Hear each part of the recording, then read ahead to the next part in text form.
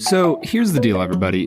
We just absolutely love producing as much content as possible for Film and Whiskey Nation. But if our regular episodes aren't enough for you, then you can head on over to patreon.com/filmwhiskey, sign up for one of our memberships, and you will get a slew of extra content for your listening pleasure. Check us out on patreon.com/filmwhiskey. In 2006, director Christopher Nolan and stars Christian Bale and Hugh Jackman gave the world a mysterious thriller that had role reversals galore. In 2023, we make a return trip to Kentucky to try a brand of mysterious origin. The film is The Prestige. The whiskey is Quarter Horse Bourbon. We'll review them both. This is the Film and Whiskey Podcast.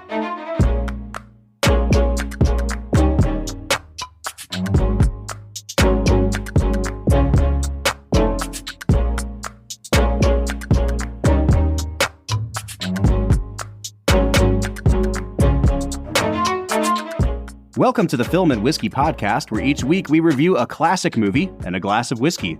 I'm Bob Book. I'm Brad G. And this week we are continuing the Christopher Nolan retrospective with his 2006 film, The Prestige. Bob, doesn't retrospective mean like they are no longer with us? Isn't that what it's called at the Oscars every year? No, that's like in memoriam. Oh, okay. Yeah, yeah. Well, regardless, we're looking back on some Christopher Nolan films. He is very much not dead at the time of recording. So I'm glad to hear that.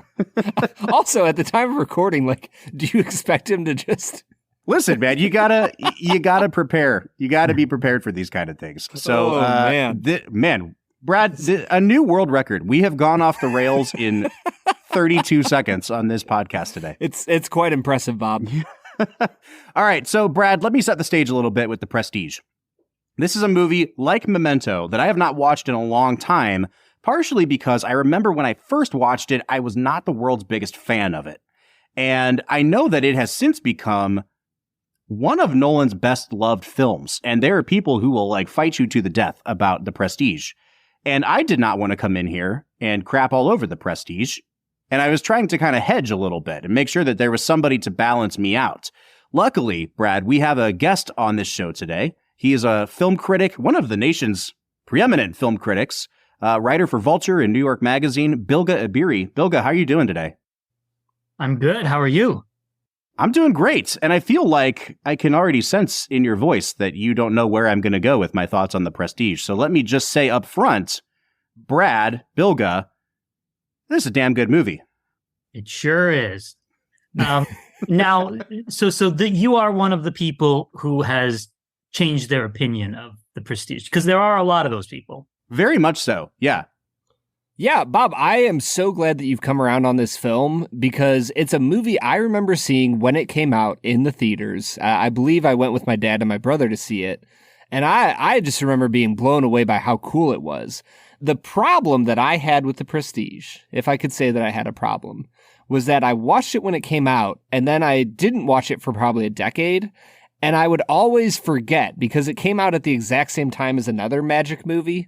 And I would always be like, wait, which one was it? Was it the Prestige or the Illusion? I don't remember which one I liked, because I saw them both in theater. And for the longest time, they both stuck in my brain as kind of the same movie. Well, let's get this out of the way now. Let's talk about the double bill of magic movies we had in 2006. Brad, we didn't know what we had at the time. What a time to be alive to get these two movies. I really liked The Illusionist when that movie came out, and I was really hoping to be able to go back and revisit it before today, because I was the guy that was like, you guys are dead wrong. The Illusionist is a much better film than The Prestige. I really loved it when it came out. I'm bummed I didn't get to revisit it, but I think that my big problem with The Prestige that I didn't have with The Illusionist was that we were in like peak Shyamalan, the wake of M. Night Shyamalan on Hollywood, and how every movie at the time was being marketed as if the twist was the key to the whole film. And I remember with The Prestige being like, I don't think that was the way to market this movie, because, you know, they don't give you all the cards until the end of the film. But if you're paying attention, like, Nolan's really not trying to hide the twist of the movie from you. And I remember kind of holding Nolan accountable for what the marketing of the movie had done. And I think that really kind of tainted my appreciation of the movie at the time. So I don't know, man. All that to say, I don't know how The Illusionist holds up, but The Prestige, divorced from that context, really good movie. Yeah. Yeah, like I said, I'm glad that you say that, Bob, because it's coming back to it now. I believe I watched it again in the late, 20-tweens. Watching it again, probably my third or fourth time. I love this movie, man. It hits all the boxes of a really suspenseful, fun thriller, and I'm excited to talk about it. Bilge, can you help us set the stage for, I don't want to say historically, like this movie is not that old, but 2006, Nolan's coming off of Batman Begins, and he has this relationship where it's almost like a, one for them, one for me film that he toggles throughout the Batman trilogy. What do you remember the initial kind of reception to this film being? With The Prestige, part of it was the 1-2 punch of the fact that Nolan released both Batman Begins and The Prestige in the same year, if I remember correctly. And Batman Begins was a hit, but Batman Begins, was a fairly modest hit. It wasn't a huge hit. It was, I think it wound up making like $200 million, something thereabouts. Which was good, which was good. And it had decent legs, but it wasn't like, it didn't like blow a hole in the box office. It did, however, get great reviews. And I remember, I was kind of iffy on Nolan before Batman Begins. I liked Memento. I found Memento very clever. I did not like Insomnia. I didn't quite know what to make of him. And then Batman Begins, I had zero interest in a new Batman movie, but then friends of mine were like, "Oh, you got to go see it," and I went and saw it and I loved it. And then when The Prestige came out, I was like, "All right, this is a major dude. This guy's making, this guy's churning them out." And ironically enough, it's the last time he churned them out. And the films contain a number of elements that are similar. Obviously, there are themes that run throughout Nolan's films and stylistic, flourishes and things like that. But the stories are very different. I will say I also saw The Illusionist around that time. I hated The Illusionist. I have not revisited it, but I thought that movie was absolute garbage. You mean Jessica Biel as the main female over Scarlett Johansson didn't intrigue you? I will say this. I am a Jessica Biel fan.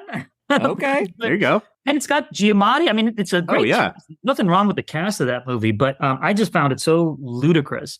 And, the thing about a magic movie that's tough is it has to dazzle you in some way. But it's like cinematically, it's hard to dazzle you with magic tricks because it's like, it's movies. You can do whatever. Like, the idea of a magic trick is anathema to movies, even though movies share qualities with magic and many qualities with sort of the way magic evolved. But what I love about The Prestige is it does kind of, through its twists and through its use of distraction and red herrings and things like that, it actually does kind of make you feel like you've seen a magic trick. That's the thing that I loved about it. And the other thing about it, and it's interesting to hear you guys talk about revisiting it. Nolan has made movies that sometimes people think of them as puzzle movies, and sometimes people think of them as twist movies. This is one, obviously. Inception is another. And sometimes people use that as kind of a knock against them. But what I would say is, the classic puzzle movie or twist movie, the twist or the puzzle or the solution of the puzzle or whatever, or like, the mind F at the end of the movie, like those are often kind of the raison d'etre of the film, right? That's like the film is basically almost an excuse to have the twist or the puzzle or whatever. I don't find that to be the thing with Nolan movies. I return to them over and over and over. I've seen The Prestige 10, 15 times at this point, I've seen Inception even more. The puzzle is not the puzzle is not the thing. The puzzle is the thing that maybe creates some level of interest and excitement and engagement with the film, but the films stand on their own without that. And same with the Prestige. And what I love about the Prestige, that idea of misdirection, which is kind of the heart of magic, he does that here, right? I mean, because he sets up one twist, right? And at a certain point, you kind of realize, you kind of understand where the movie is going and what that twist is. Mm-hmm. And that's interesting and it's exciting, but it's not actually the final twist. Like exactly he's that misdirection, and then he brings the hammer down in the very final shot of the movie, and you're like, "Whoa, wait a minute!" And then he just fades out, which I think is beautiful. Interestingly, I mean, I don't know if you guys have read the book, but the book is quite different from the film. Mm-hmm. But yeah, no. So just to say, I was a big fan of the Prestige. Then I found it interesting. I had a couple of friends who disliked it when they first saw it because they thought, oh, this is like a fantasy, or like it's science fiction or something like that. Like they felt like it changed genres, but really it didn't. I mean, it adheres to that old Arthur C. Clarke saying, which is like a great, I can't remember the exact saying, but it's like a great scientific discovery is basically the feels no different than a magic trick. Yeah. Mm-hmm. Yeah. Well, and I agree with you. I think that, yes, he brings the hammer down at the end of the film, but also he gives you enough of the twist throughout the movie that watching it through this time, I was so much more impressed with this movie than I was with Memento, a movie that I also like, but that I feel is much more about the twist than this movie is about the twist. This movie is so much more about the deeper themes of obsession and artistic integrity and sacrifice to make art. And I think because of that, it plays much more like a great tragedy than anything else. And Brad, I think we've kind of beat around the bush a little bit here because I have been waiting with bated breath to get into our first segment of the day, which we call Brad Explains. Brad's gonna give us the movie plot with only 60 seconds ticking on the clock. So let's go ahead and hear your take with this little segment that we call Brad Explains. Brad Explains is the part of the show where Brad breaks down the plot of the film that he has just seen, often for the first time. I think you've already said this was like your third or fourth time seeing the film, so hopefully that will help you as we put 60 seconds on the clock here, Brad. Do you think that, like, and not to spoil or step on your thing here, but like, this is another sort of Nolan fractured timeline thing. Mm-hmm. Do you think that plays into the explanation of the movie at all, or not really? Honestly, not really, because I don't think he's, like, out of all of his films, I mean, Dunkirk is probably up there, but he's the least clever about the time stuff here. Like, he never tries to trick you into thinking that one timeline is a different one. Like, I don't know about you guys. It seemed pretty obvious when we were going to the past versus the present. Sure. I don't know. So no, I don't think so. All right, great. Well, then that makes it a much more straightforward task for you. Brad, you've got 1 minute on the clock. Spoil this movie as you go, and go. The Prestige is a film about two magicians in Victorian England, one of whom was married to a woman who gets drowned in a magic trick gone wrong because the other magician tied the knots too tight on the rope. She's unable to escape, and this sets off a decades-long rivalry between the two that becomes, as you said earlier, Bob, obsessive, bitter, and to the point of almost evil. The two men fall in love with the same woman, played by Scarlett Johansson, who works for both of them at different times. And the movie ends with one framing the other for murder. And it turns out that he is unable to truly pull that off, as the final reveal is that the man framed for murder has a twin brother who has been playing him the entire time. And not to bury the lead too much, but Nikola Tesla is also. I was going to say, 1900s cloning. Yeah, am I right? Yeah, no big deal.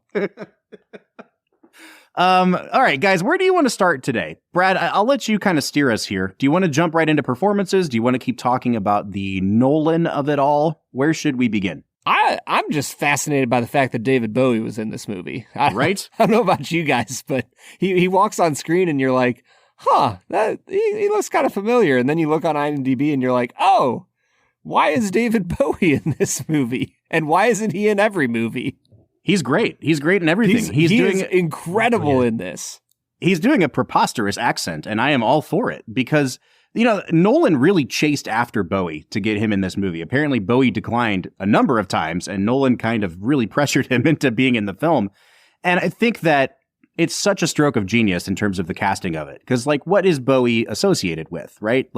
His first big stage persona is Ziggy Stardust, this, maybe futuristic alien that comes down as a savior motif. Bowie always had this sort of otherness to him. And what better way to introduce the themes of science and progress and the science fiction elements than to put somebody like Bowie in that role? I think it's just a stroke of genius just to put him in the film. Yeah, science being indistinguishable from magic, that feels like a Bowie concept. Mm-hmm. But I want to say, in your summary of the film, you said the final reveal is the fact that, that Christian Bale's character is a twin. That's not the final reveal, of course, right? I mean, the final reveal is that, Hugh Jackman has been killing himself every single night. Yeah. And burying his doppelganger in, tubs of water. I mean, that's the part that to me is the great reveal of the movie. Because I think at a certain point, there's a certain point in the film where you realize the twin thing. I think where it starts to dawn on you around the time when Hugh Jackman takes one of them hostage. At that point, I remember starting to think, oh, wait, I see what's going on here. One guy's a twin. And I'm like, I got it. I figured out the movie. And of course, it builds to that. But then the real reveal is what Hugh Jackman has been doing every night. Can I say, though, I actually think, and I don't know if I'm just being that guy here, I actually think that the final reveal of the movie is that Michael Caine ended up helping Christian Bale. Because that's literally the last shot of the film when they're with the daughter.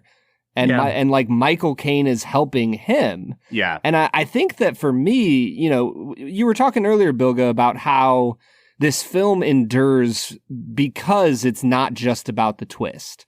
Yeah. And I think that that's why this movie works, is that it's more about the dark levels to which obsession can take you. And it's about the human drama between Bale and Jackman. Mm-hmm. And the idea that Caine's character, who once nailed a guy into a coffin box for Hugh Jackman, would then switch sides once he saw how dark he went, is that's like the twist that you don't expect. I don't know. No, I love that. It's fair. Yeah. No, and you're absolutely right. I mean, it really is about the characters. I mean, and I think, I would say the reason why this movie, and I would agree with you, it resonates for me much more than Memento, which is Memento is like a perfectly put together film. No knock against it. But there's a certain human drama missing from it. Mm-hmm. Not because of what's happening on screen. There's actually what's happening on screen is very sad. But because of the perspective of the film, for some reason, it's hard to. I mean, you feel for that character, but for me, I feel in an abstract way for him. He doesn't move me the way Bale does in this particularly. I mean, his face has to look like a computer that's resetting every 10 minutes. It's hard to connect with that. right. Because something about memory is what's what's so moving, and there's a very sort of, I mean, refined, almost existential aspect to this story, which is the idea that Christian Bale or Borden has been living. It's not a double life. It's like a half life, right? Yeah. I mean, the idea that these two men, these twins, have basically been sharing the same life and the same identity. And And it's funny when you read the book, it's almost more vivid in the book because it's like Borden narrates part of the book, but it's like the two of them. So it's like he's constantly, it's actually a bit like Memento because he keeps forgetting or he keeps reminding himself of something he said or did. And sometimes speaks about himself in the third person. And later on you realize, it's because it's actually two people narrating. Right. So it's like this idea of the divided self, but not just divided, but literally living half lives, right? It's not a twin that's hiding. It's not a twin that's like sometimes filling in for one person. Like they are literally living one life to the point where their identities have been subsumed into one another. Yeah. And that's a thing that is very, it's an abstract notion, but somehow Nolan and that cast, they make it very vivid in the film and very moving, I find. And, that's one of the things that every time I return to the film, I'm really struck by the beauty and the power of Christian Bale's performance and his character. I really don't think that you can divorce this film either from like where it falls in the Nolan catalog. This is smack dab between two Batman movies. And Brad, we talked last week about how you just really can't underestimate what those Batman films did for Nolan as he continued to hone his craft, but also to develop the themes that he would continually return to. And I think that with this film, and to the point you're both making, the reason this movie works for me better than Memento worked is because you have characters grappling with their own humanity and with how far they are willing to go to either maintain an illusion or to, sacrifice themselves in service of that illusion. I think with Memento, because for that character, Leonard, every moment is new, he doesn't really have to weigh those options very much. Like you get one scene at the end where he decides to self-sabotage, right? And that's the key to the whole movie. But you never see him really grappling with that. And to kind of tie all these things together, I think this is best embodied in Michael Caine's performance and character of Cutter in this movie. Because to your point, Brad, he is the person that at the end of the movie has kind of made the biggest character arc from defending one of these rivals to completely being in the other's camp. And it's because he's not allowing himself to go to those extremes that he saw Hugh Jackman go. And I want to just talk about Michael Caine's performance here. This is the second movie that he makes with Nolan. He makes 6 films in a row with Nolan before Dunkirk breaks that streak. I think that his performance here is just pitch perfect and really does influence how much Nolan expands the character of Alfred in the latter 2 Batman. Like the story he tells in this one, Brad, about the guy drowning and it being very peaceful. And then he comes back later and says that was a lie. Like that's the exact same function that the some men just want to watch the world burn speech has in The Dark Knight. But you know what? He can give that speech or something that's like functionally equivalent to that speech in every movie, and I will still sign off on that as a choice because it's freaking great. I'm just gonna eat it up, man. Michael Caine is a international treasure. He's just such an incredible actor. And honestly, like as he was, giving the second half of that speech about drowning, at the end of the film, I thought that Hugh Jackman was acting his butt off, man. Like the horror on his face as he's hearing him like confirm what his fears are. And even like, watching it this time through, you catch, or at least I caught, how hard he has his eyes closed while the people are inspecting the cloning machine because he knows that he's about to drown. And that hit me this time where I was just like, man, Hugh Jackman was killer in this movie. Yeah. Brad, I have so many thoughts on Hugh Jackman. Like, let's hold on Hugh Jackman. We'll do Jackman and Bale at the same time. But Bilge, I'd love to hear your thoughts on Michael Caine in particular. I mean, Caine is wonderful in this film. I've actually, over the course of the past year, I've been in the midst of a Michael Caine rewatch. I'm watching everything he's done. Wow. So where do the Muppets fall in for you? I mean, he's great in that one. He's so good. He's great in that one. I actually have not revisited that one yet because I think in the end, it's all going to result in a ranking, one of those ranked lists. But Sure. It's going to be like 200,000 words. So I haven't even begun to write it yet. But he is, he's able to bring such humanity to a part with just, just a few lines of dialogue and just a few minutes of screen time. I mean, how much of this movie is he in? He narrates part of it. But he's also the audience surrogate, right? I mean, yeah, he's with Hugh Jackman when we're with Hugh Jackman, and then he turns on Hugh Jackman around the point when we turn on Hugh Jackman, right? I mean, he aligns himself with Christian Bale when we start to align ourselves with. I mean, it's not like they're totally antagonistic to us while watching the movie, but Hugh Jackman has a legitimate gripe. His wife was killed, and there's something very cocky about Christian Bale at first, right? But then later the tables turn, the emotional tables turn, and Michael Caine kind of rides that, and as a result, his presence sort of helps propel us towards that character as well, towards one or the other character. So he's used very cleverly in the film. His character is like an afterthought in the novel. Like that character is just kind of mentioned in the background. He becomes a much more pronounced character in Nolan's telling of it. All right, let's talk about what I would say are like the two female leads of the movie. I mean, we could talk about Piper Perabo as Julia, Hugh Jackman's wife in the early scenes, but really we need to talk about Rebecca Hall and Scarlett Johansson.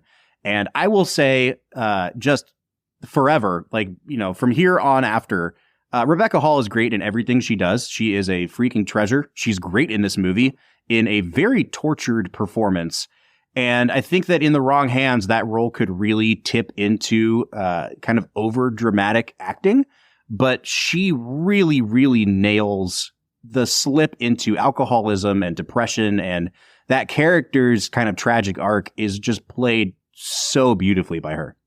Yeah, I really felt like as I was watching her this time that Anne Hathaway in Les Mis had to have based some of her performance off of Rebecca Hall here. Interesting. Okay. They had so many there was just something about her by the end of her arc, right? Like when she is finally at the lowest of the low, that I don't know, there was just something about it that felt really similar to me. And part of it's the era, the Victorian era and that, but it made me think of her in Les Mis quite a bit.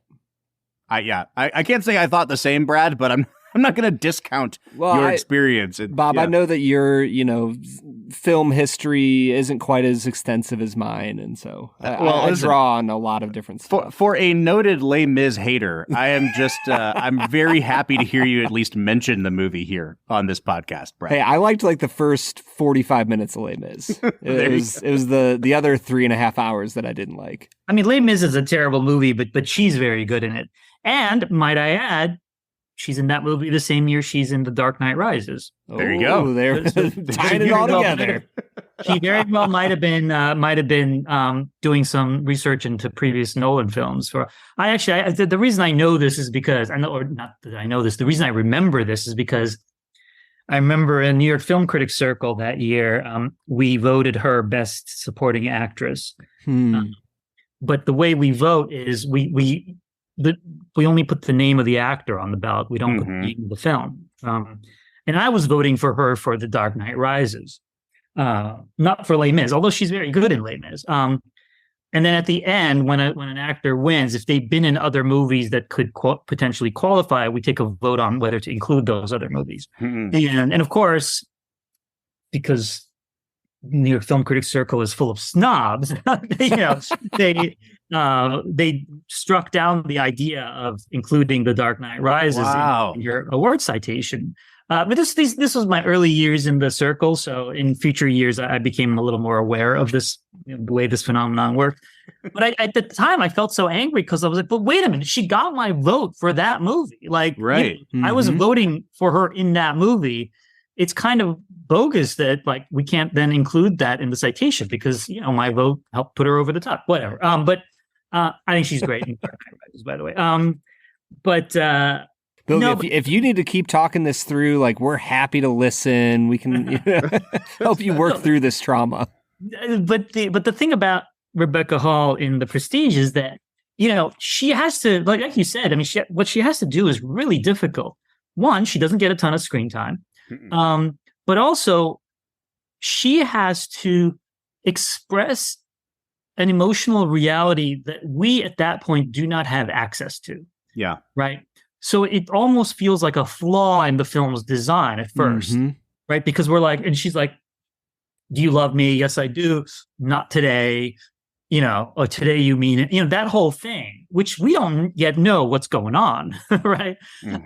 So it feels like this weird sort of emotional situation that she's in. Like it feels like a problem that she has. But because we're not seeing enough of their relationship at that point, and and Bale is a very good actor. I think Bale's like, possibly the greatest actor of his generation, but he's not that nuanced an actor because at that point we're not aware of like the fact that it's two different guys, right? And it's funny because it's this delayed emotional reaction to her. So by the end of the film, her performance gains a kind of retrospective gravity. But while her character is alive, we might sort of be wondering, like, well, what's going on here? Like, what's her problem here? And there's a way to do that. I mean, she could have done that in such a way that it just came off as laughable and completely cold. But she doesn't. Like we buy it. Like we understand that she's unhappy and that she's conflicted and that she doesn't really know what's going on. And that feels very sincere, even though we don't have the full picture yet. And I think that's actually a very high degree of difficulty, both for the filmmaker and for the actor. Yeah. And this idea of delayed reactions and kind of delayed knowledge, I mean, it's an idea that runs throughout Nolan's films. I interviewed him recently and he said, delayed reaction is just kind of like what all my movies are about, and if you watch him, I mean, that's exactly, if you watch him with that eye, it's like, that's the structure of every one of his films. So in that sense, I mean, I think The Prestige works beautifully and it is really, it's like a magic trick. I mean, there are all these things that he's all these balls he's got up in the air and all these things he's juggling, and you kind of don't know where it's going. And then by the end, it all just comes together so beautifully, for me at least. Yeah, I think that's what's so beautiful about her performance is that she is getting gaslit, right? Like super hardcore by the man who loves her and by the man who is pretending to be the man who loves her. Like they're both gaslighting the heck out of her. But the crazy thing that he pulls off is like, we as the audience think that she's the crazy one. Yeah. And I just don't know how you pull that off as a performer to be able to show what it's like to get gaslit, and you, the audience member, don't even realize that you're partaking in the gaslighting until it's like way too far gone. Yeah. Yeah. On the other hand, let's talk about Scarlett Johansson. And I don't know that we need to spend a ton of time on this, but I think this is the movie where I realized that Scarlett Johansson was like a capital letters movie star. And I'm going to say this in the nicest way I can. It's because I think this is probably one of her weakest performances. Like she doesn't do the accent well. She doesn't have a ton to do in this movie. And yet, when someone is a star of the caliber of Scarlett Johansson, it's almost like, I don't know how to explain it, Brad. It's like you forgive them because even when they're off as a character, they still succeed at being Scarlett Johansson. Mm-hmm. Do you know what I'm saying? Like it's like when Tom Hanks every once in a while you're like, he seems miscast in Road to Perdition or whatever. But then it's like, oh, but it's Tom Hanks, and I still will watch Tom Hanks do anything I want. You know what I mean? Like, and this is, I think, that kind of Scarlett Johansson performance for me, where I certainly wouldn't rank it among her best, but like she's very enjoyable to watch in everything she does.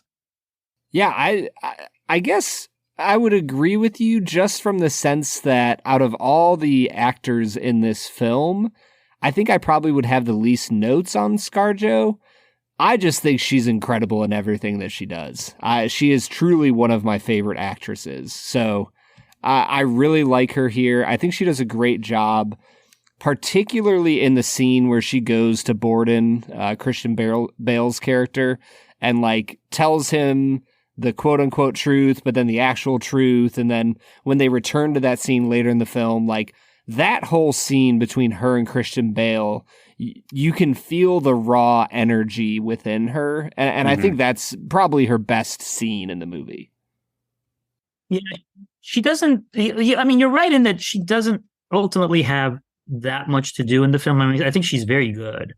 But she is, she kind of has almost like a dimension removed because she's not conflicted in the way that the other characters are. I mean, she's conflicted in the way that she has the changing loyalties from one to the other. In that sense, she almost foreshadows Michael Caine, right? I mean, she's kind of a, when he's not on screen, she's kind of an audience surrogate as well, I guess. Mm-hmm. But I'm with you, Brad, in the sense that, I mean, she can do no wrong. I think she's an incredible actor. And the year that, I mean, I thought that was just an incredible year she had with Marriage Story and Jojo Rabbit. Oh, yeah. And yet so many people just like dunked on her. And I was just like, you are all going to regret this one day. I mean, this is a person working at the highest level of their art form. Yeah. Yeah, 100%. I was going to say Marriage Story and Jojo Rabbit, A, two incredible movies, but B, two incredible performances from Scarlett. Incredible performances, yeah. And it's so weird because she kind of got on the Marvel train, and got on the Marvel train in a way that, I mean, belatedly she got her own movie, but for a long time she was the one who didn't get her own movie, right? And so she never quite got the, I don't know, it's like she never quite got the respect or the the box office sort of oomph that maybe some of and it was almost like she was, yet she was in every single damn one of those movies. And then she got killed. Right. I was going to say it was almost like she was undermined from both sides, right? Like she lost the respect of certain people who wanted her to avoid Marvel films, but then she never quite gained the Marvel fans' respect either for the reason you're saying. Like she was never headlining a movie for them. And so she was kind of easy to forget about in some of those movies. Yeah. And she was, I mean, you remember, I mean, she was an art house darling, right? I mean, she was in Ghost World. And I mean, it was right. Well, okay, let's talk about the two leads before we go to break, because, we've already talked about Christian Bale a little bit. I've been kind of chomping at the bit to talk about Hugh Jackman, because my hottest take on this movie is that I think Hugh Jackman's performance in this film is one of the best performances in any Nolan film. And I'm quite honestly shocked that Jackman and Nolan never worked together again after this. Hugh Jackman, Brad, we've talked a lot about like Jack Nicholson and how we always mention that the key to Jack Nicholson is that he's really good at portraying anger. Like when Jack gets angry, it's just something that is, and I think with Hugh Jackman, it's even more specific than that. It's not just like blind rage, which he does have, but it is exuding like bitterness, like deep-seated bitterness. And I think about the look he gives Christian Bale when he shows up at the like mausoleum. Yeah. And man, it's the same look that he is giving throughout Prisoners. I don't know if you've ever gotten around to seeing Prisoners, Brad. Might be my favorite Hugh Jackman performance. And that's why he works as Wolverine, right? I hate to keep bringing this back to comic book movies, but it seems kind of unavoidable today. The reason he works as Wolverine is like he's able to channel this deep-seated bitterness and anger towards everything around him. And this is the perfect combination of him being sleazy, him being a showman, and him channeling that sort of rage that made him famous. I think this is like the platonic ideal of a Hugh Jackman performance. Yeah, I was going to come in today and say the same thing, Bob. I think Hugh Jackman steals the show here, and I freaking love Christian Bale in this movie. But Hugh Jackman, I think the reason I love his performance so much is because he starts off so optimistic. right? Like the kiss that he gives to his wife on her leg while he's tying up her feet, and the way they interact, and the way, you know, they have that banter when she gives him the name the Great Danton. Like there's just so much in that is lighthearted and fun and honestly, like, just cutesy. And you don't really get a lot of that in Nolan films. And so to see him move from that to someone who is willing to clone and kill himself night after night for 100 nights straight so that he can, you know, ruin the life of his enemy. It's a descent unlike many we've seen in cinema, Bob. Yeah, the thing about Hugh Jackman that I think he's really good at is a kind of like righteous anger, right? He's got justified rage. I mean, that's how I would contrast him with Jack Nicholson, who's just like who came out of the womb angry at the world, right? and that's always Jack's thing, is he's just angry at the world, which is why he became such a star in the late 60s, early 70s, when like everybody was just angry at the world. I mean, he captured that quality, and then later, as the 70s wore on and then the 80s came about, you know, his anger, there was a kind of distanced, almost snarkiness to it, which so perfectly encapsulated the way that the boomer generation just like checked out of any kind of sense of, you know, social justice or, you know, world betterment or anything like that. I mean, he became sort of a perfect, even though he's much older than the yuppies, but he became kind of a perfect yuppie icon as a result. Whereas Hugh Jackman is, in that sense, he's kind of a perfect superhero character, because superheroes are always angry about something, right? I mean, he would have actually made a great Batman. But you know, he's got justified anger. There's always something that sets him off. And once it does, you know, it makes perfect sense. I mean, you can really sort of, you know, click into his anger, and that's, I think, what makes him special, and why I think he's so good here. I mean, you really buy him as a man, just completely obsessed. Yeah. All right, Bilge, you have just said a minute ago that you think Christian Bale might be the best actor of his generation. I'd like to just hear, I hate to pit the two of them against each other, but if you had to pick the better performance in this movie, who would you go with? In this movie? Yeah. Ooh, I mean, I think it's Bale. I think they're both great. I mean, they're both really great. Sorry, there's like fireworks going off here. They're both great. I think Bale, because he has to. I mean, they both have secrets, right? Like each character has a secret that is sort of haunting them, and that is driving us, and also feels like, you know, as we watch their performance, like we can tell that there's something they're keeping from us that we're going to find out about. I think with Bale, there's a bit more of it. There is a bit more of an unreadability to him, but not an unreadability that works against the performance, an unreadability that makes us more interested in what's going on with him. But I mean, it's very close. I mean, I probably, you know, they're probably, you know, every time I see the movie, I might change my opinion on who's better. Yeah. Right. Because Jackman also, you know, in the second half of the film, especially, you know, Jackman is also hiding something from us. And he's haunted in a way that he isn't early on. Right. I mean, the scene that I always think about with this film, I can't remember the exact line, but, you know, it's after Jackman goes to see the transported man for the first time.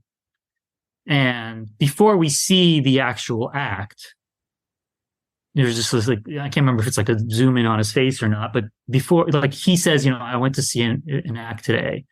And he was like, it was the greatest magic trick I've ever seen. Yeah. He says that before we see it, and we totally believe it. Like, at that point, I mean, that does such a great job of setting up the transported man. And we kind of need that, even though it's an incredible magic trick, but we need somebody to say, this is a whole other level of magic. Yeah. Well, and it's somebody that we trust knows magic, right? Yeah. You know what I mean? Well, that was the other thing I was going to say, is like this structurally, this script does such a good job of putting its thumb on the scale of either of these guys at different times, so that the audience is sympathizing with each of them and kind of actively rooting against the other at other parts of the movie. And I'm thinking in particular about the fact that like when Tesla leaves the machine to him and is warning him, and he says, Tesla knew that his warnings would go unheeded. You get this great scene of Jackman like literally rolling up his sleeves and getting to work tinkering on the machine.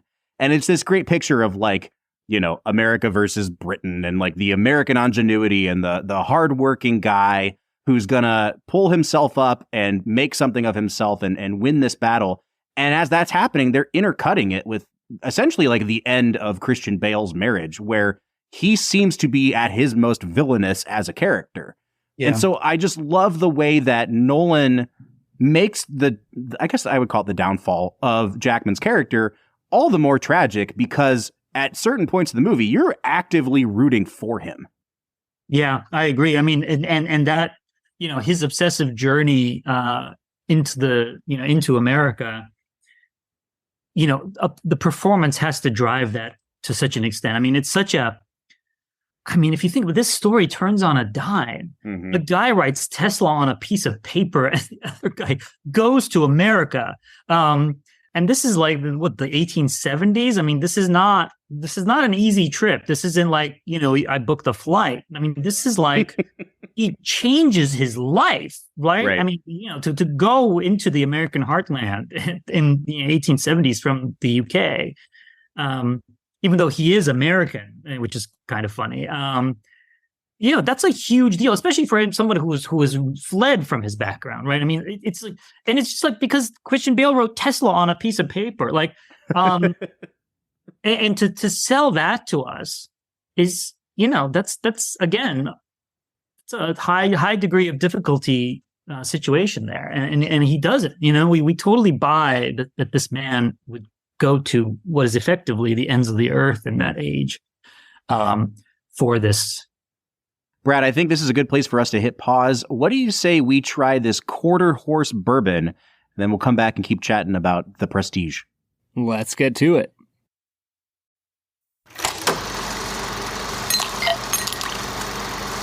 All right, everybody. Today we are looking at quarter horse Kentucky bourbon whiskey. They did not market the full horse, only 1/4 of the horse, Brad. When you go to your horse butcher, you can ask them for a quarter horse. Ooh. Yeah. That's a great joke for people from Kentucky. I'm sure they love it. All right, so here's the thing about quarter horse. I picked this up for us, Brad, when we made a trip to Kentucky, and I stopped at one of my favorite stores in the world, Party Source. And up towards the front of Party Source, they have a huge section of little 50 ml sample size bottles. We used to call them airplane bottles, but you don't get them anymore. And it was all the major brands. It was like Maker's Mark and Jack Daniels. And then they had Quarter Horse.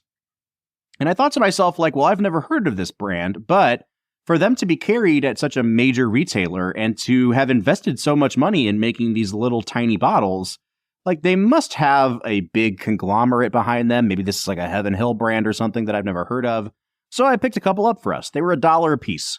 And I have come to find out that I know very little about this brand because they are not what I thought they were. Like they're an Owensboro, Kentucky distillery, from my understanding. And I think that they're aging their bourbon more now than they were when we bought these samples about a year ago. I'm looking at their website. It says that their bourbon is now considered a straight bourbon, which would mean at least 2 years old. And the ones that we have in our hands do not say that. And in fact, on the side, in very small print, it says aged a minimum of 1 year. So this is very young whiskey. Very excited to pair this with the Prestige. See if they can pull off a magic trick here. Oh, man. We'll see about that. I don't have any mash bill info. I know that it says it's 46% ABV, so 92 proof. That's all we have to go with, Brad. That's about it, man. Yeah, I am not excited to get into this with you.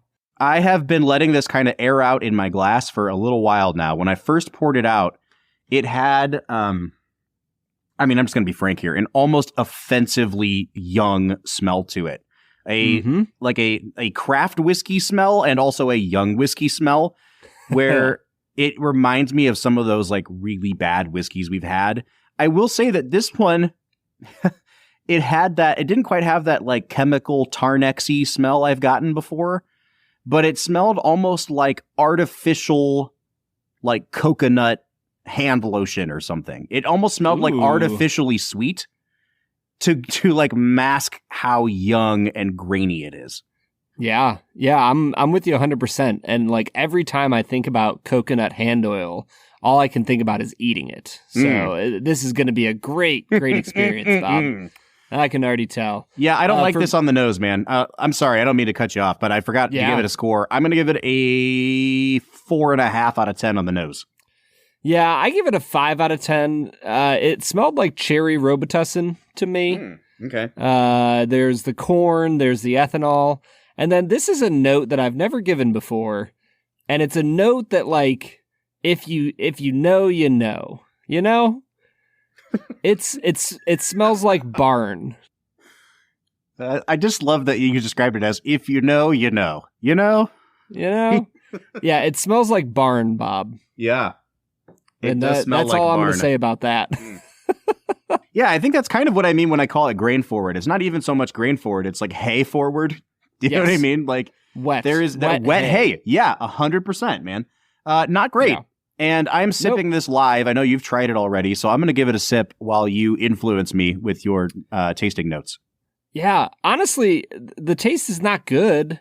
It tasted kind of like cheap red wine. Like if you bought like a $4 bottle of red wine, it was kind of fruity. It tasted like sweet corn that didn't have any like seasoning or butter on it, and it tasted like ethanol. So 4.5. Great score for a 1-year aged whiskey. I don't know how to explain what just happened on my palate. It's almost like this whiskey rushed itself down my esophagus. Like, it was the fastest tasting experience I've ever had. It was like sweet, honey, vanilla. You swallow it, and it's like, oh, a little bit of oak. And then like midway down my esophagus, it like detonated a bomb of like really, really prickly alcohol to the point where I was like, oh, it mimicked the feel of like acid reflux. You can hear me over here. I'm like struggling through it. I wouldn't call it a harsh whiskey, but it's like not complex at all. And then you don't notice what you've drank until like midway through the finish of it. And then it like reignites this really prickly alcohol burn. I don't think this is a poor whiskey on the palate, but it's nothing to write home about. I'll give that a 6. The finish, again, like I'm struggling through it. It doesn't taste bad, but the alcohol burn doesn't feel balanced out with the rest of the experience. It is a little bit harsh. So I'm going to give it a 5 out of 10. Yeah, I actually gave it a 5 out of 10 as well on the finish. It's short, it's grainy, it's generically sweet. It's not the most offensive part of the whiskey, but it's not good. For balance, I give it a 4 out of 10. I actually think this is well balanced in the sense that it's all bad, but I'm not going to give it a good score because it's the well balanced experience all the way through. I don't know if we're just like finally living into our truest selves, Brad. We're usually not this curt with our comments on a whiskey, but like, folks, I really am enjoying our conversation with Bilge today, and I really would like to get back to that. And I just don't like this whiskey. It's not great. I will give it a 5 out of 10 on the balance. I think that with some time, this actually could be a pretty good whiskey. Like, it doesn't taste offensively young or anything. It's just a really young whiskey that tastes harsh right now because it needs time to mellow out. At 4 years, this might be good.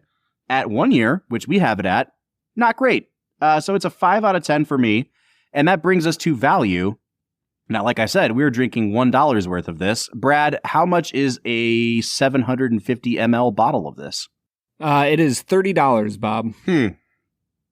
It's hard to give it a true value score because I know that they're releasing a more aged version of it now. Yeah. If what we have was magnified up to 750, I would not pay $30 for this. I mean, if this was like $15, I'd be like, all right, cool, give it a shot. I know it's a craft distiller, and honestly, $30 for a craft whiskey is not bad at all, but the whiskey itself is not good. So I'm going to give it, I don't know, I'll be generous. I'll give it a 6 out of 10 on value. Bob, this is a 1 out of 10 on value, bro. $30 for this? Come on. I guess what I'm sure like, that their 2-year product is better. Yeah. But I'm going to give it, fine, I'll give it a 1.5 out of 10. I think the only reason I'm generous. giving it, it's our classic thing of like how we consider value.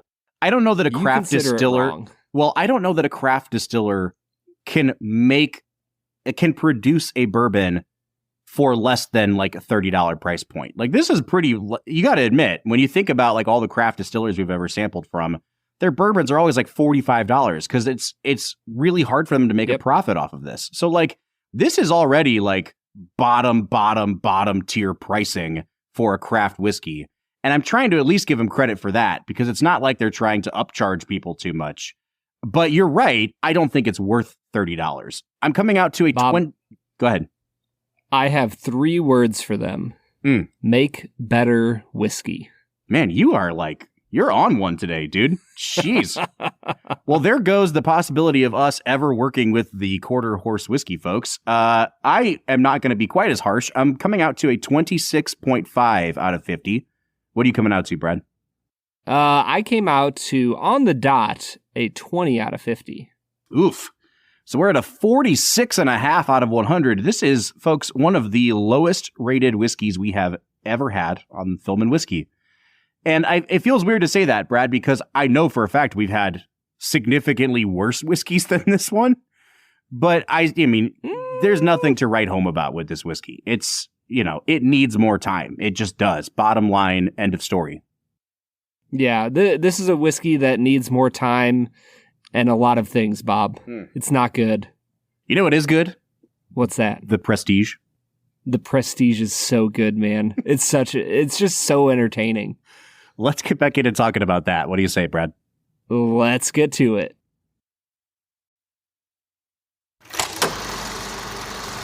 All right, everybody. That was Quarter Horse, a whiskey that I refuse to say another word about. All right, there it is, man. I'll say a couple more words. Not great whiskey, Brad. Mm-hmm. No, you didn't have to say. Yep, I see what you're doing. All right. On that note, I will segue us into our next segment, which we call 2 Facts and a Falsehood. Brad is gonna try to stump you, Bob, to our right and what is wrong. 2 facts and a falsehood. 2 Facts and a Falsehood is the part of the show where Brad presents 3 items to me as fact about the making of this movie, one of which is a total lie, and it is my job to suss out which one is the fabrication. I, thankfully, have a big fan of the movie here today that seems to have some inside knowledge about this movie, so Bilge will be my phone-a-friend on the day if I need some help. Brad, I am sitting right around 500 on the season. You've been doing a pretty good job keeping me in check this time around, man. Yeah, I think that we are like evenly matched at this point, and and honestly, that makes it a little more enjoyable for me. I think it truly is a microcosm of the Prestige. Like you have metaphorically shot off 2 of my fingers, and I'm coming for you at this point. Is this podcast just going to end with us murdering each other somehow? Do you have a twin brother out there? Little do you know, man. Can we just, all right. Like, they don't talk about this at all, but like, was this really just a plot for the twin brothers to both have sex with multiple women? Christopher Nolan and his brother writing this screenplay are like, it would be awesome. Because if we could tell our life story. Same time. I'm sorry, I can't be the only person that thought about that at this point. This is basically Christopher Nolan's version of Vicky Cristina Barcelona. Exactly. Like, we can get very Freudian with this movie, and I feel like we will before the day is over, Brad. But at the moment, you have a task ahead of you, and that is to lie to me, and I hopefully will be able to figure out which one is the lie. Hit me with your 2 facts and a falsehood. Fact number 1, Chung Ling Soo was a stage character in real life created by William Ellsworth Robinson, a white man who disguised himself as a Chinese man to cash in on audiences' enthusiasm for the exotic. He lived as Chung, never breaking character while in public, but he died in 1918 when a bullet catch trick went wrong, saying, "My God, I've been shot," which were both his last words on the stage, and the first English he had spoken in 19 years. That's a heck of a... I That's need a good one. That's a good one, man. Yeah, even if you made that up, I gotta say, that nicely done. Fact number 2, Ridley Scott was initially attached to direct this film in the early 2000s and had hired Jonathan Nolan to write the film. He chose, however, to work on other projects, and Jonathan suggested the project to his brother. Fact number 3, when Alfred is in prison, his inmate number is D23. The movie was released by Touchstone Pictures, a Disney subsidiary, and D23 is the official Disney fan club. 23 referring to 1923, the year Walt Disney opened the studio. So are you saying that it's an intentional reference or just like something fun? I believe it is an intentional reference. Bob. Got it. But the person on IMDb who wrote that, I don't know what was going on in their mind. Sure. Okay. Bilge, I think number 1 is true. It at least sounds true. It is dense enough that I don't think Brad took the time to write all that down. That is rude. What, one sounds true to me too. Yes. No, not having met you before, Brad. I was going to say, I don't seem that intelligent. Is that what you're saying? You seem like a guy that cuts a lot of corners. That's what he's saying. I'm saying, this doesn't seem like a thing that he would have put that much effort into. Believe me, you are correct. It does feel right, but it also feels it does feel like a piece of like great magic lore. Like it's actually it feels true in that sense. Number 2 is one that I'm kind of circling here because I know just from skimming the Wikipedia page before we press record that there were other filmmakers attached to this project. The one that I saw was Sam Mendes. Which I think would have been made for a really interesting and probably not as great movie, but I did not see Ridley Scott attached. And so I'm kind of circling that as a potential, okay, maybe not. Number 3, I'm struggling to figure out like how it even applies to this movie. Like, oh, cool. The letters D23 sometimes mean something else. So, Bilge, I'm really waffling back and forth between 2 and 3, but I'm kind of leaning towards 2. Do you have a sense in your mind of which one is the falsehood? I think 2 is the falsehood. Mm-hmm. I say that despite the fact that I know that Ridley Scott is a serial developer and serial attacher of himself to things. So it feels like it could very well be true, but that's also why I think it might be false. Whereas the other thing is just too. It's too stupid to not be a thing that people talk about. Like I'm like so what you're saying, Bilge, is either the facts are too smart for me to write or too stupid for me to write. No. It's not that. It feels like the kind. You know what it is? What I'm saying is you're too smart to have come up with a falsehood like 3. Aw. Thanks, man. I'm like, if you were going to come up with a falsehood, you would have come up with a better, like a more intelligent falsehood than 3, which just sounds like some random thing that some idiot on the internet said. I am half inclined to just say 3 is the falsehood just so we can stop stroking Brad's ego here for a minute. Let's see. I'm going to say 2 is the falsehood, Brad. I'm going to lock it in as my final answer. I think that this is the happiest I've been to say that you're right. Hey! I will say, normally, 2 facts and a falsehood is a roller coaster for Bob. That was a roller coaster for me, guys. I'm feeling emotionally drained right now. It was a combo of getting beat up emotionally and then getting affirmed at the end. Yeah, it man, really got you. Yeah, you guys pulled the rug out from under me and then helped me up. Yeah, it's like we delivered a little prestige there at the end. Right? Exactly. All right, here's the thing I want to talk about. Here's my question for you. So I was reading Roger Ebert's review on this because at this point, if the movie has a review by Ebert, I have to read it. Mm-hmm. And he gave it 3 stars, and the final part of his commentary I thought was fascinating. Because he basically docked this movie a star because at the end of the day, it wasn't, how do I want to say it? There was actual magic involved, right? Like he is getting cloned. And I think that the way Roger presented it was like, I wanted it all to be a trick at the end that, was manufactured, because that's the whole point of magic tricks. Like, we're not in the 1800s anymore. We don't think that these things are, truly supernatural magic. Mm-hmm. And I thought that was a fascinating point. And it took me to this point where I'm wondering, like, at the end of the film, there's a clear villain, right? Like, Hugh Jackman is the villain of this movie, and Christian Bale is cast upon with a merciful light by the end of the film. Is this movie a commentary on CGI? Yes, it is. Brad, thank you for that. This was going to be my big think piece pitch to Bilge and Vulture for the end of this. No, but I really do think that there is a particular reason, and Ebert was not alone in this, in his criticism of the movie. He basically argues that Nolan stops playing by his own rules, the rules of the world that he's created, by introducing a literal, like, Deus Ex Machina at the end of the movie. Like, there's a machine that clones somebody. We did not know that this universe operated within this set of rules. Right. I mean, it's almost like a Tarantino, like, oh, by the way, we killed Hitler. Right. Like, I didn't realize that this was a historical fiction. We can do that? Yeah. And I was reading another review that basically the pull quote from it was like, I don't mind science fiction. I just want to know that that's what I'm watching. And so there were a number of critics that felt kind of duped by the end of this movie.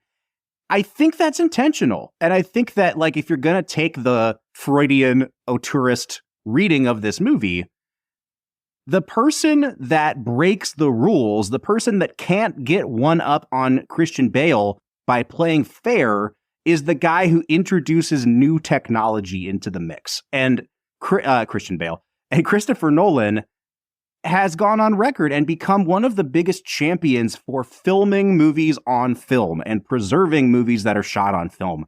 Like, he has become, I think, probably more than anybody else except maybe Scorsese, like, the champion of the analog as opposed to the digital. And this movie, if you want to take that reading, I think you could look at that Hugh Jackman character and say that's exactly what Nolan was trying to do, was to present this guy as, you're cheating by trying to introduce this entire new system. You can't do it better than somebody, and so you cheat. And the cheating is the introduction of these computer, facsimile movies that are being churned out from the time this movie's made to now. I really do think that's a legitimate reading of the movie, Brad. I'm just gonna soak in that for a minute. Watch Bilge come in and be like, "Yeah, that's not a legitimate reading." You guys are idiots. I think that's a really interesting reading. I mean, I think I don't know that that's what he was thinking of. Like in the moment, but I mean, I think. Having watched his films and having read interviews with him and things like that, I mean, there is a kind of how do I say this without sounding like a criticism? But there is a kind of almost a Burkean conservative quality to Nolan, a sense of like preserving the past or preserving aspects of the past and being somewhat skeptical of technology. I mean, it's in all his movies, right?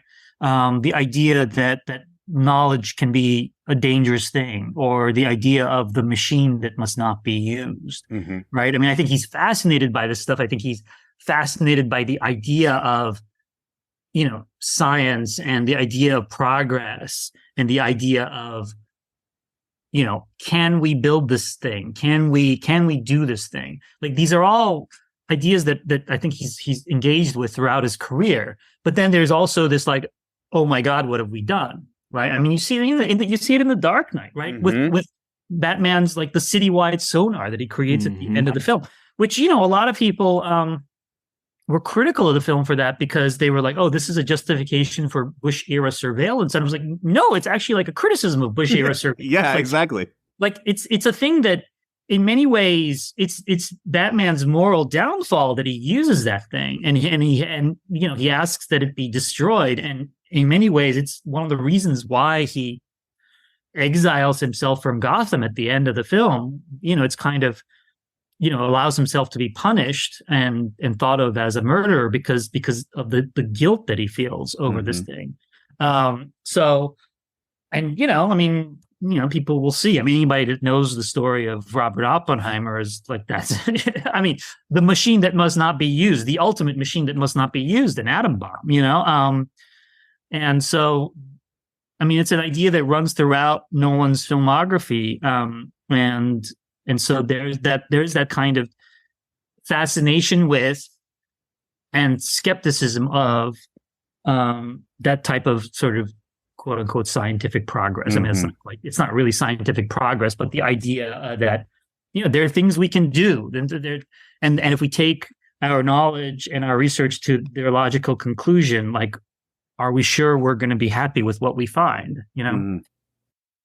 Brad, I really do love the idea of these characters as sort of representative of Nolan in a way, though. And I think that there are elements of the themes that we see throughout Nolan. So, like, if you want to read Nolan onto these characters, I think that final confrontation between the two, between Bale and Jackman, it has such fascinating implications because they're both right and they're both wrong. And it's really Jackman in a way that gets the last laugh, even though he's dying. And he basically tells Christian Bale, like, you never understood why we do this. Like, you're obsessed with the craft. You're obsessed with getting better, but you get no pleasure out of it. You get no enjoyment out of it. And he says, like, I have a much more pessimistic outlook on the world, but what I get joy from is being able to fool these people for 1 second and seeing the look on their faces.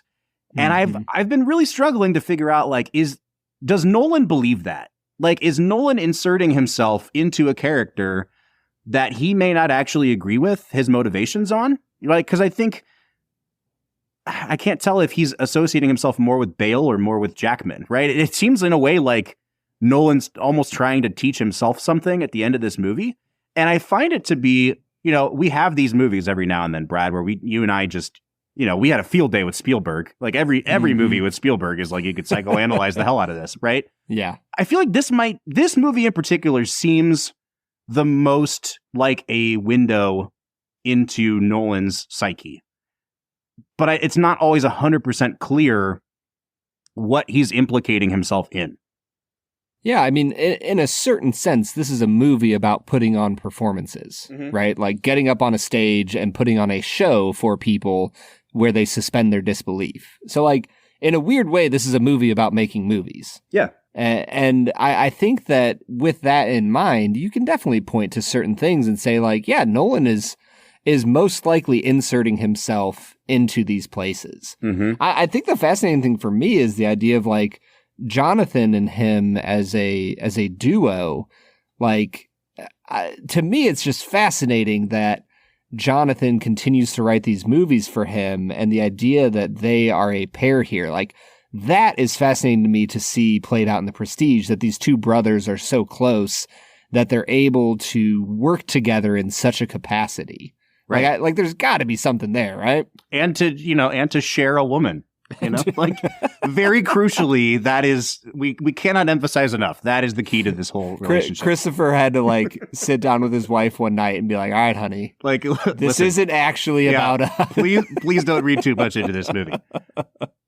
Brad, before we get into our last couple segments, I feel like I'm going to be the guy that I always hate hearing from. And that's the guy that's like, well, actually, I found some plot holes in this. I hate the plot hole guy, right? But I do think that the reason I will not give this movie like a perfect score and that I don't think it works perfectly is that while it's not reliant on the twist, there are implications of the twist that are kind of like, well, hold on a second. You know what I mean? Like, why did Hugh Jackman just hold on to all of these bodies in the basement? Like, you can't, like, dump them in the river, like tie a brick to them or something. Like, there's just a few unanswered questions that if you think about it for more than 2 seconds, it really does kind of harm the twist of the movie. I think that's ultimately why, like, the fact that the movie's not relying on the twist is a good thing. Because if it was relying on the twist, I think people could really, like, eviscerate this movie if they wanted to. But there's just something about, like, was the makeup on the twin really that convincing that they could kidnap him and bury him alive after, I'm assuming, roughing him up, and like his false mustache never came off, like, and they never noticed that he looked exactly like Christian Bale with a mustache. You know what I mean? Like, there are elements of the movie that you really gotta stretch the limits of your belief. For me, the one thing that really stretched my belief was the fact that he just had made millions and millions of dollars off of his magic show so that he could go live in Colorado for 6 to 10 months and finance all of Nikola Tesla's stuff. Like, that was the one thing where I was like, man, where did he get all this money? And then he comes back and he's able to establish himself as an English lord with like a castle and grounds and servants. I was just like, where did all this money come from? But isn't his whole thing that's actually like that he comes from money, right? Isn't that, I thought that was the whole thing. Like, yeah, like there's definitely class elements to it. But yeah, because he does have that line where he says, like, you know, my family thought that this was too, you know, low for me. Yeah, like he's running from his family. Well, no, you're probably right. I honestly didn't think about that. Yeah, but you know, that's fair. One thing that really pulls me out of the movie, and this is a complete aside, guys, is like when he's dressed up as the twin. What's the guy's name that he calls himself as the twin? Oh God, I forgot. Yeah, okay, whatever. You know, we'll call him Jeff. When he's dressed up as Jeff. They get, you know, he has these kind of like little pudgy chipmunk cheeks a little bit. He looks exactly like Charlie Day from It's Always Sunny in Philadelphia, like in Victorian garb. And there were a couple times that I was like, how much better would this movie be with like a Dayman song inserted into it? You know, like I could not get over. Go back and watch it again. It's uncanny how much he looks like Charlie Day. Oh man, we need to get away from Dayman real quick, Bob.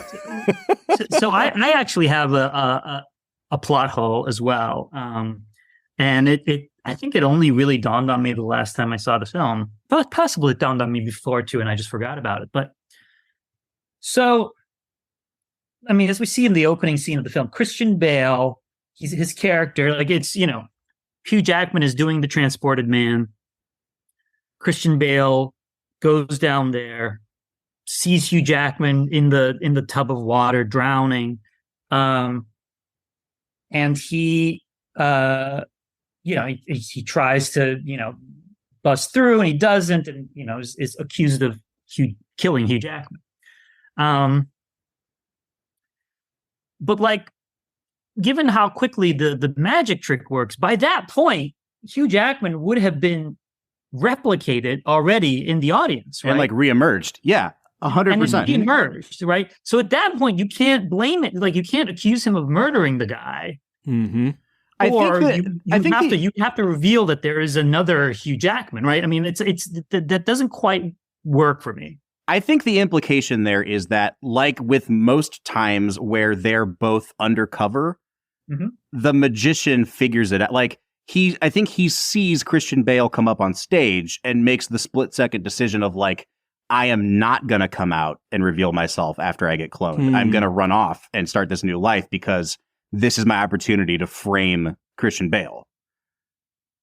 Like, that was at least my reading of it, right? Like, he made the decision because I think the cloning machine, he recalibrates it so that instead of cloning him in place, the clone is the one that stays behind in place and gets dropped into the water, and then the real Hugh Jackman is the one that gets shot into the back of the theater, right? Oh, see, I never thought that. No, they're both real.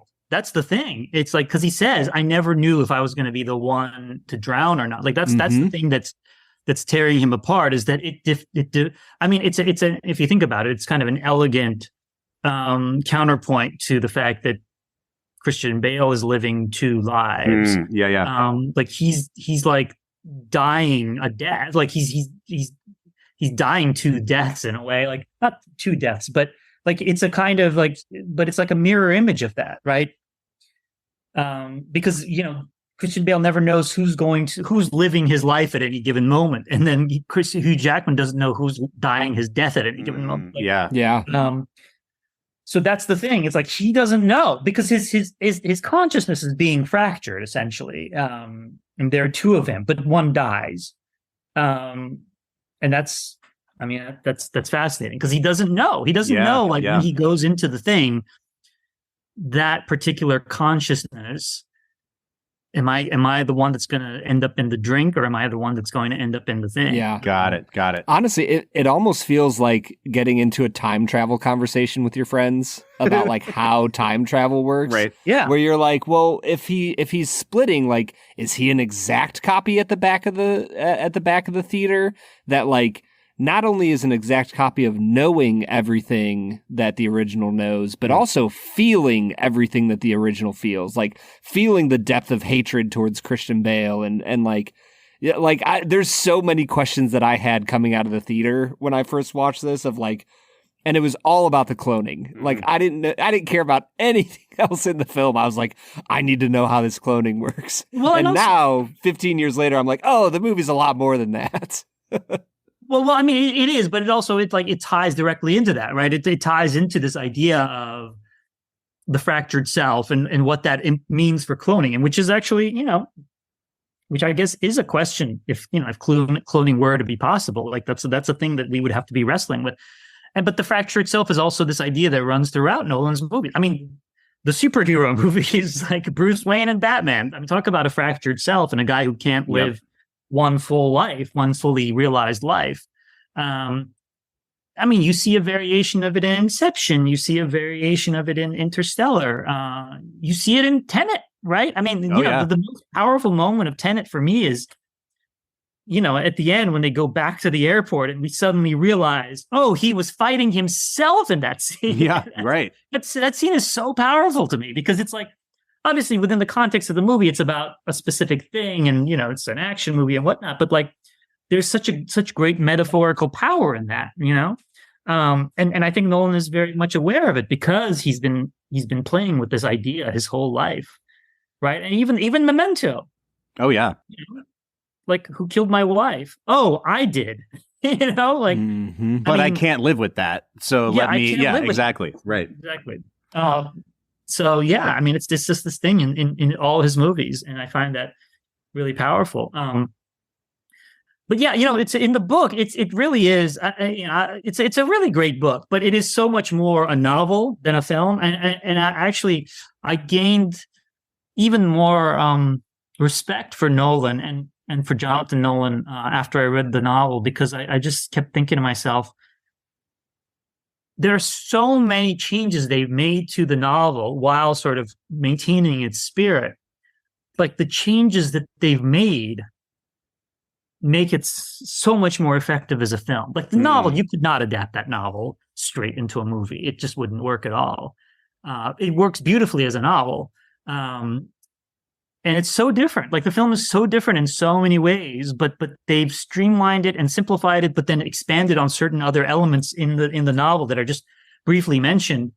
And it's a wonderful adaptation in that sense. I mean, if I ever like taught a class about, adapting books to film, I would assign this one. Man, I'm really regretting not picking the book up before we recorded this one, Brad. Like, yeah.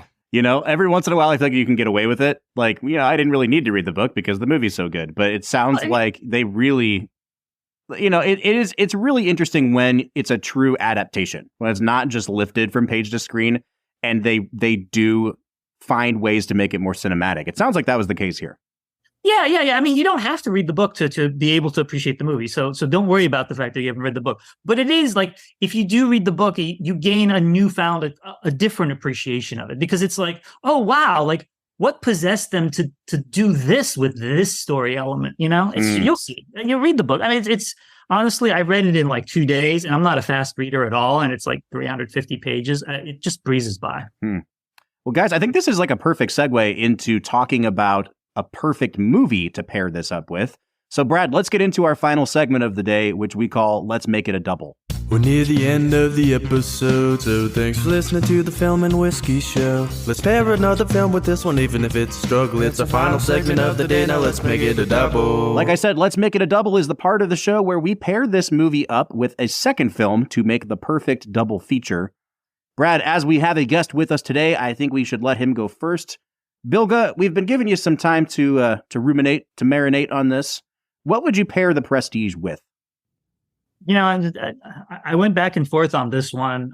Obviously, there are two sort of obvious examples that are not going to be my choice. But we've talked about The Illusionist. I mean, the movie effectively was a double feature in that sense. The Illusionist, which is the other period magic drama thriller about obsession that came out around the same time, and which I think blows, but I haven't revisited it since then. So,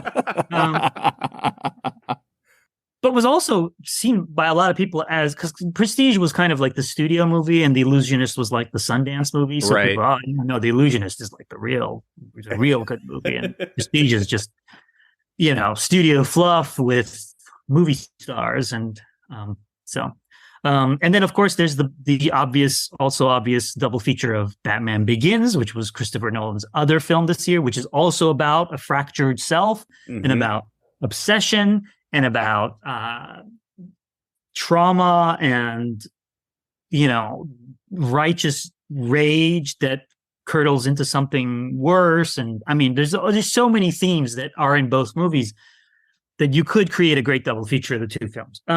But the movie I'm going to go with is a movie made by a gentleman with whom I just published an interview that I think also makes movies about two strong opposing personalities who in some ways can't live without each other, but are often trying to destroy one another. And that movie is John Woo's Face Off. Yes. Which is another movie that turns on like a scientific invention that seems utterly absurd, and yet the film just kind of takes it as a matter of fact. But also is about in its own completely demented, entirely un-Nolan-like way, but is about like two characters who are kind of unable to live their real lives because of their obsession with one another. And that becomes, physically manifested in like the fractured selves, insofar as in this case, they trade each other's faces. But yes, Face Off and The Prestige, I think, would make a fantastic double feature.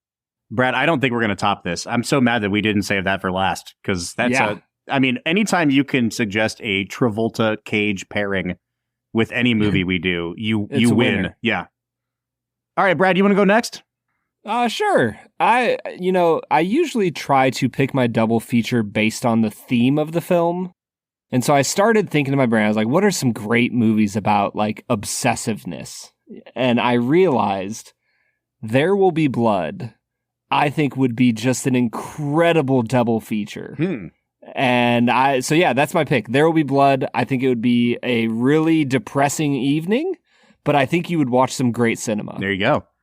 Yeah. In reading a little bit about this movie and some of the reviews that came out, one of the films that continually came up as a comparison point to this was Amadeus, in terms of, a diabolical and deadly rivalry.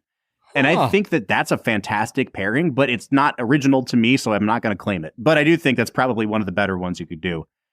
I started thinking back through movies about obsession as well, Brad, and I'm going to come out with a pretty milquetoast one here, but like, it's Vertigo, man. Like, a movie about a man whose the blonde love of his life is taken from him by a lie that is being told around him. And that he obsessively tries to recreate a time in his life by making it again in his own image, only to his utter ruin. Like, if it does not get more similar thematically than to pair this movie, for me at least, with Vertigo. And I think that like any chance I get to recommend Vertigo to people, I'm going to do it. Yeah, that is a perfect recommendation, Bob. It's not as good as Face Off, but I did my best. No, it's a good one. Both of you came up with great ones, I think. I will say that the Vertigo thing makes me think, there's probably a really great like Brian De Palma film that we could pair Prestige with. We could also like hire Brian De Palma to remake The Prestige, which would probably result in the sickest movie ever. But yeah, Body Double or Femme Fatale or there's so many films that that take the ideas that are in The Prestige and just that are latent in the Prestige and just make them over. You know, I was thinking about this actually. It's a great point that you make. Like in the current IP wasteland that we're in, where every filmmaker just has to get, you know, a Mattel product handed to them or something. Like, I've been trying to think of if Nolan were to do a recognizable IP again outside of Batman, like what would be a great one thematically? And I've been thinking about Frankenstein, and like no one's made a good Frankenstein movie in a long time. And I really think this idea of like trying to resurrect the past and creating a freakish creature out of it and the ruination of everybody as a result, like that's a Christopher Nolan movie if I've ever heard of one. So this is my official pitch. An incredible book. Yeah, exactly. Now, if you could tell it in like 4 different story like timelines, then it's definitely a perfect Christopher Well, you'd Nolan have to movie. tell like the story of the bride, and then you'd have the story of Frankenstein, and then you'd have to tell the story of like Dr. Frankenstein, and then you'd have to tell the story of like Mary Shelley, and then you'd have to interweave them. But which, by the way, like, why are we even talking about this in public? We should just like write that treatment and send it to him. 100%. But yes. you know, Nolan is a big fan of Stanley Kubrick, obviously, and every Kubrick movie is on some level a Frankenstein story. You know, like it's. No, you're right. You're absolutely right. And Frankenstein, like all those ideas that are in his movies. You know, the idea of, you know, the monstrousness of scientific knowledge and the machine that must not be used. And I mean, there's so many great ideas there. Wow, that's a great idea. I will leave it at that. I was complimented by Bilge Ebiri, and my day has been made. Guys, let's give this movie some final scores. Brad, I'll just get mine out of the way real quick. I think this is a really, really good movie. My enjoyment level of the movie was probably like a 9 out of 10, and I was not expecting that. I think I'm going to come to an 8.5 on this movie, just because I do think there are some plot holes in the movie. There are some flaws to the film. It's not a perfect movie, but this has pretty rapidly risen up my ranking of Nolan films. I think this is a great movie and definitely fodder for some really good double features as well. So it's an 8.5 for me. Yeah, I think for me, I came into this curious. You know, this is his 4th film, 5th maybe? Yeah, 5th movie. 5th movie. And I feel like watching Memento, we mentioned that there was 1 or 2 moments, especially in the flashback scenes, where I was like, oh, there's Nolan. Like I can feel him in this scene. And I feel like Prestige, you know, you get some of that in Batman Begins. There are things from that movie that feel very Nolan-esque.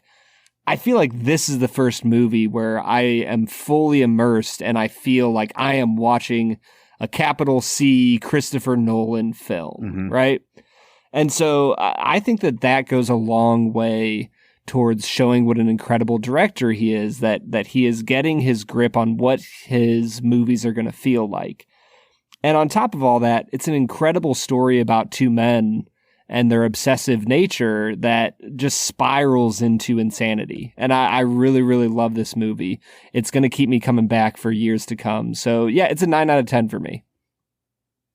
I think I'm terrible with ratings because the movies I love are the ones I love, and I can't, you know, see them clearly. Like it's a 10 out of 10 for me.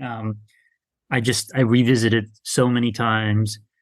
I have an ongoing Nolan ranking at Vulture. I think it's number 3 or 4. But it's also like every single one of those movies is great, like except for like maybe the bottom 2, which are Following and Insomnia. You know, so it's like I can't give it less than a 10, even though you know it's not quite on the level of Dark Knight or Dunkirk for me. But you know what is. All right, so there you have it. I gave it an 8.5. Brad gave it a 9. Bilge gives it a 10. I love it when our scores ascend as we give them. That's always nice. Yeah, it's always nice when a guest comes on the show and is like, man, I love this movie, and here's why. And I have zero shame. It's a 10 out of 10. That just warms my heart. Me too. And that's like my expectation, because when we send out invites to guests, like we let them pick the movie. And I'm always shocked when someone's like, yeah, this is a solid 7. Like, what are you talking about? Like, you picked this movie, man. So Bilge, thank you for doing what you're supposed to do and giving this movie a 10 out of 10. I appreciate it. Oh, yeah. All right. Yeah. As we wind down today, Bilge, please plug yourself. Where can we find you? What are you working on that you're allowed to divulge to us now? You can always find my stuff at vulture.com. That's my employer. So that's really kind of where my stuff is, or New York Magazine. And these days, well, I'm working on an Oppenheimer piece that will be dropping soon. Hopefully, at the time of writing, at the time that we are talking, it has not been filed yet. So hopefully it's not killed before this runs out. But I'm always every week I review something. So we've always got something in the works. I love it. Is there a code of ethics around saying that your piece on Oppenheimer is dropping sometime soon? Like, are we allowed to lean into the double entendre of that one, or not so much with Oppenheimer? Yes. Somehow I suspect my piece will have less of an impact on world history. That is fair. That is fair to assume. Than the other one that dropped. But yes. Well, Bilge, we cannot thank you enough for joining us today. Everybody, this has been Bilge Ebiri, one of our favorite film critics and lovers of the movie Face Off. Brad, we will be back next week as we finish out our little mini-series on Christopher Nolan with his 2017 film Dunkirk. I'm pretty excited for that one. Is that going to be a first-time watch for you? It sure will, Bob. Oh, that's exciting. Cool. Yeah. All right, so join us next week for Dunkirk. But until then, I'm Bob Book. I'm Brad G. And we'll see you next time.